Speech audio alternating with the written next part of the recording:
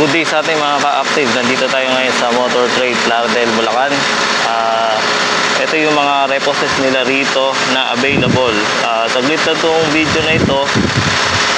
Bali, nadaan lang ako dito dahil may nakita akong interesang unit. Ayan, ito yung NMAX. Mamaya na yan. Pero pagbibigyan ko na kayo. Pagka ganito, meron na siyang nakapaskil, available na dito para i-avail. Di ko alam kung may kumuha na nito, pero syempre paunahan pa rin yan. Ang technique lang dito, unahan mo na ng down payment. Once na nakapag down payment ka na, syempre uunahin nila yan. Pangalawa nilang inuuna sa unit, mas gusto nila yung mag installment. Syempre mas malaki yung magiging value nito kapag kinuha pa rin siya ng installment. Ayun. Maganda pa naman yung kanyang gulong at medyo may kalakalawang lang siya. ABS version na rin siya. Sa kaha naman, napaganda pa ng ano niya. Napaganda pa. Pwede pang pamporma. Siguro pang ano lang siya, motor wash lang siguro to, pwede na. Tingnan natin yung, ayun, meron na rin siyang plate.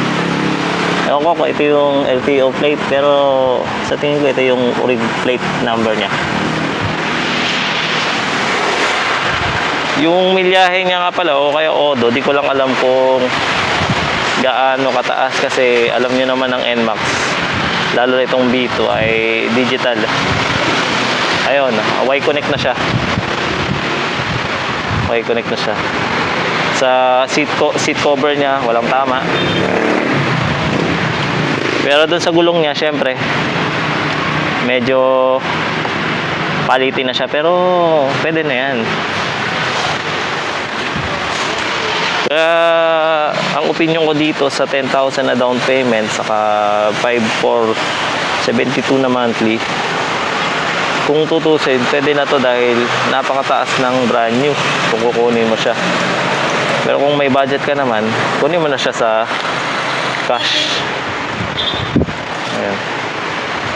Ito yung ating NMAX ABS version na Y-Connect. Yun yung Y-Connect na mag-download ka pa ng application niya para matrack mo yung history ng kanyang tinatakbo. Meron din sila dito ang Smash. Ito mga ganitong walang mga presyo. Ito yung mga i-avail pa ron sa computer kung pwede na siyang i-avail installment ba o cash.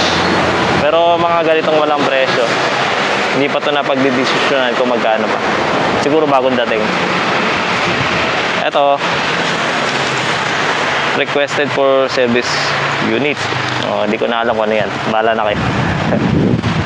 Yan, siguro di na available yan. Dito tayo sa kabila. Honda Click 125 to 125. Kulay red, napaganda pa. Pero ito wala pang presyo to, bagong dating siguro to. Honda Click Collect na orange.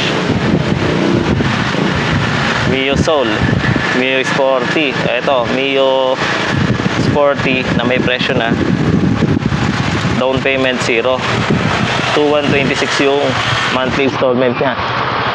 Ito, mababa na to. Tutusin. 2,100 saan ka makakakita niyan. Kaysa kukunin mo siya ng brand new. Ayan yung tsura. Medyo palitin lang ang kanyang gulong. Pero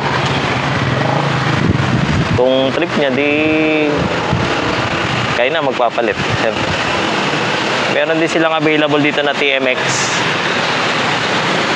Standard version na version 2. Saka yung mga naghahanap ng barako dyan, meron ding available dito. Ito yung kanyang presyo. 0 down payment, then 2,788 yung monthly. At sa cash naman niya, 58,000 na lang, 356. Itong isa wala pa tong presyo, bagong dating lang siguro ito.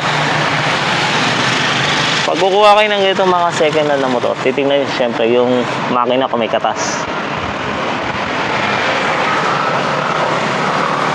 Ayun, wala nang battery. Saka yung gulong niya, palitin na rin. Yung manubela niya, naka-aftermarket na. Saka pansin ko dito sa may cash na to, wala siyang mga side cover. Pinagtatanggal na siguro ng may-ari. Ayun pa, wala ding handle.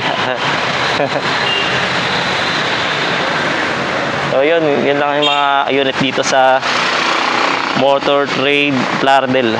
Ayan, puro TMX. At meron ding customized na ano doon. Ano ba yung nakikita ko niya? Honda Click. Parang short yung design niya. Honda Beat.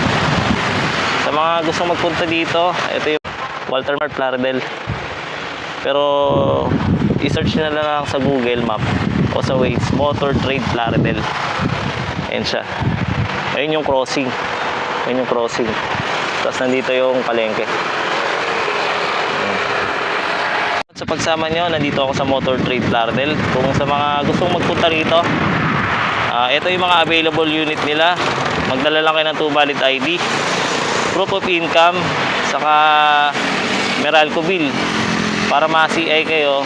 Kahit saan naman kayo location, pwede kayo mag-apply dito para ma-CI kayo. Kung gusto mo itong mga ganitong video, syempre huwag nyo kalimutan mag-subscribe, mag-like, at mag-iwan na rin ng comment kung ano pa mga unit na hinahanap nyo.